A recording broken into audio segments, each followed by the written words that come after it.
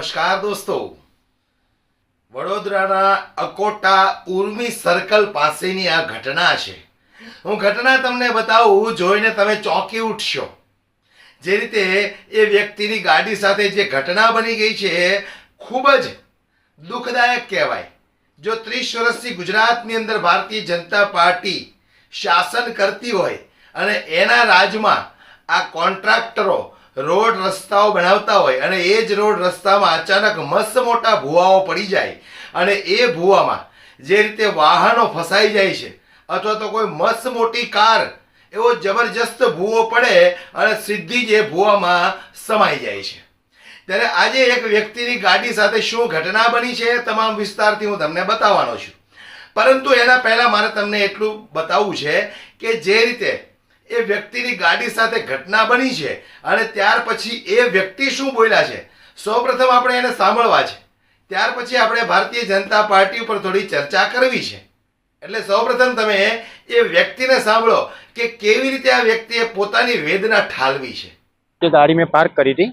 ગાડી પાર્ક કરીને સામેની સાઈડ ગયો, ડિવાઈડર ક્રોસ કરીને. પાછું વળીને મેં લોક કરવા માટે જોયું તો મારી પાછળની ગાડી આખી અદ્ધર થઈ ગઈ. એટલે હું દોડીને પાછો આવ્યો તો આગળ જોયું તો મોટો ભૂવો પડ્યો તો મારી ગાડી આગળ નીચે બેસી ગઈ. રજૂઆત કોર્પોરેશનમાં ફોન કર્યો, વિજયભાઈને ફોન કર્યો પણ વિજયભાઈ બી ફોન ઉચક્યો નહીં. હેમંતભાઈને વોટ્સઅપથી મેસેજ કર્યો છે, હજી કંઈ રિપ્લાય આવ્યો નહીં. પગલાં તો શું લેવાના, હવે આવનારી જે ઇલેક્શન છે જનતા બતાવશે એમને. કેમ કે આ જે સંસ્કારી નગરીના નામથી બધા બૂમો પાડી રહ્યા છે, અત્યારે સંસ્કારી નગરી નથી, અત્યારે ભુવા નગરીથી જ ઓળખાઈ રહી છે. જ્યાં હું આખી સિટીમાં નીકળું છું, જ્યાં જોઉં ત્યાં ભુવા ને ભુવા જ દેખાય છે. તો અત્યારે શું કાર લઈને નીકળવાનું કે પછી હેલિકોપ્ટર લાવવાનું? જ્યારે પૂર આવ્યું ત્યારે બી કોઈ આવીને ઊભું નથી રહ્યું. મારા ઘરમાં 3 દિવસ સુધી પાણી રહ્યું છે. તો ગાડીની જગ્યાએ હવે બોટ લાવવી પડશે. આનું જવાબદાર કોણ રહેશે? સરકાર કોઈ જવાબદાર આપતી નથી, શાંતિથી બસ બેઠા જ છે, કોઈ જવાબ આપવા તૈયાર છે નહીં. સાંભળ્યું ને? તો હવે હું આ ભાઈને કહેવા માંગુ છું કે આજે તમારી ગાડી ફસાય એટલે તમારી આંખો ઉઘડી. સીધી વાત છે, બરાબર છે ને?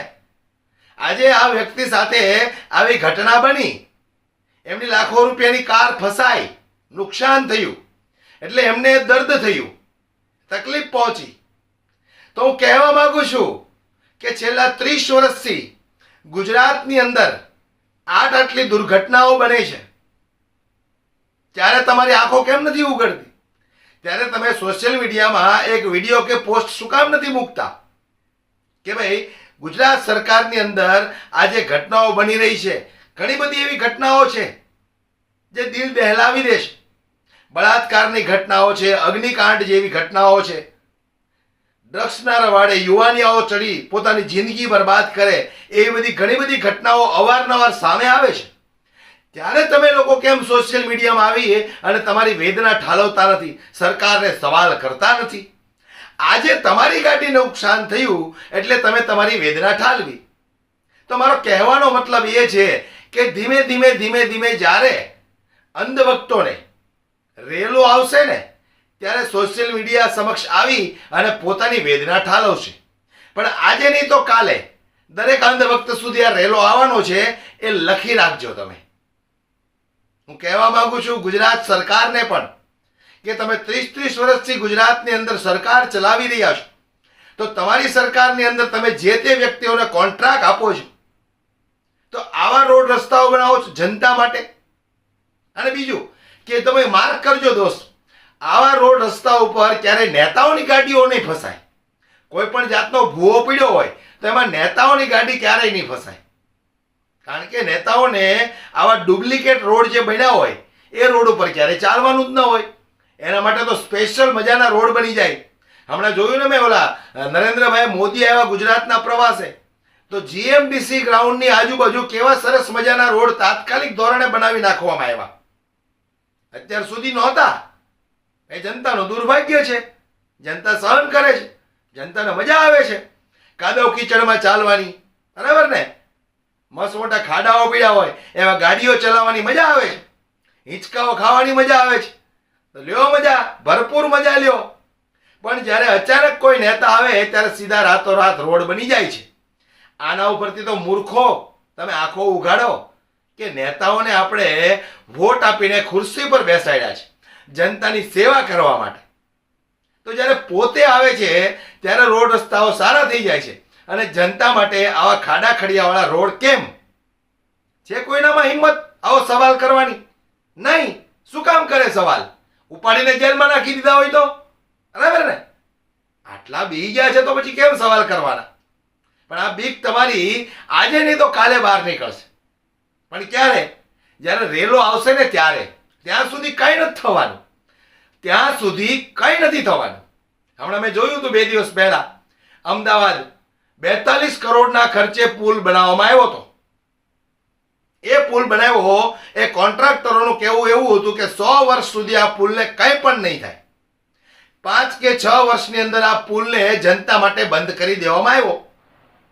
હવે આ પુલને પાડીને નવો પુલ બનાવવો હોય તો ફક્ત પાડવાના 52 કરોડ રૂપિયાનો ખર્ચો છે.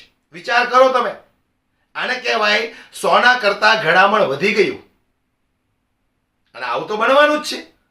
આ વળંગૂઠા છાપ નેતાઓ આવા ભ્રષ્ટાચારી લોકોને કોન્ટ્રાક્ટ આપે એટલે આવું તો બનવાનું જ છે. 42 કરોડનો પુલ બનાવ્યો. હવે એ પુલ ખખડધજ થઈ ગયો તો એને પાડવા માટે 52 કરોડ રૂપિયાનો ખર્ચો છે. જનતાના પૈસાનો કેવો ઉપયોગ થાય છે, છતાં જનતાને કંઈ પડી છે? ખીચામાંથી 100ની નોટ પડી જાય તો કેટલી બળતરા થાય. આટલો ટેક્સ ભરો છો, વેરાઓ ભરો છો, હે? છતાં પણ તમારા પૈસાનો કેવો દુરુપયોગ થાય છે. પણ તમારે હજી જાગૃત નથી બનવાનું. જ્યાં સુધી તમને રેલો ન આવે ત્યાં સુધી તમારે જાગૃત નથી બનવાનું. બરાબર ને? આપણે શું કામ જાગૃત બનવું? સરસ મજાનું રામ મંદિર બન્યું છે, છેલ્લે ત્યાં આવ્યા જશું, ડંકો વગાડીશું. રામ મંદિર બન્યું નો ડાઉટ, ખૂબ સારી વાત છે. પણ રામ મંદિર બનાવ્યું એની સામે સામે જનતા જે તમને ટેક્સ આપે છે એની સામે તમે જનતાને તો વળતર આપો, જનતાને તો સુવિધા આપો. ફક્ત તમારી તિજોરી ભરવાની છે, જનતા માટે કશું નહીં. અને હું કહેવા માંગુ છું આ જનતાને કે જો દિમાગ હોય ને તો આટલી તો આપણને સમજ પડે કે ભાઈ ગમે ત્યારે કોઈ મોટા નેતાઓ આવવાના હોય તો રાતોરાત રોડ બની જાય છે, અને જનતા એ જ રોડ ઉપર છેલ્લા 6 મહિનાથી વરસ દાડાથી ચાલતી હોય. ખાડા ખડિયા, કીચડ, કાદવ આ બધું જ હોય, છતાં એની ઉપર જનતા ચાલતી હોય ત્યારે આ રોડની કોઈ નોંધ લેતું નથી. નેતા આવે એટલે રાતોરાત રોડ બની જાય છે. તો આટલું તો દિમાગ કામ કરે ને કે આવું કેમ? આપણે શું કામ ને દિમાગ ઘસવું? બરાબર ને? આપણે તો રાત દિવસ મહેનત કરવાની, ટેક્સ ભરવાનો, વેરાઓ ભરવાના. બરાબર? કારણ કે આપણે ગુજરાતી છીએ, ખમીરવંતી છીએ. હે? માગવાની આદત ના હોય ને, અને માગવાની આદત નથી એટલે આ લોકોને દેવાની નિયત નથી. બરાબર કે નહીં? બંને તરફ સરખું ચાલે છે. એટલે હું કહેવા માંગુ છું કે થોડા જાગૃત બનો, થોડા જાગૃત બનો. સરકારને તમે સવાલ કરો કે ભાઈ અમારા માટે આવી સુવિધાઓ કેમ, અને તમારા માટે હાઈફાઈ સુવિધા શા માટે? અમે તમને વોટ આપ્યા છે, તમે જનતાના પ્રતિનિધિ છો, જનતાના નોકર છો.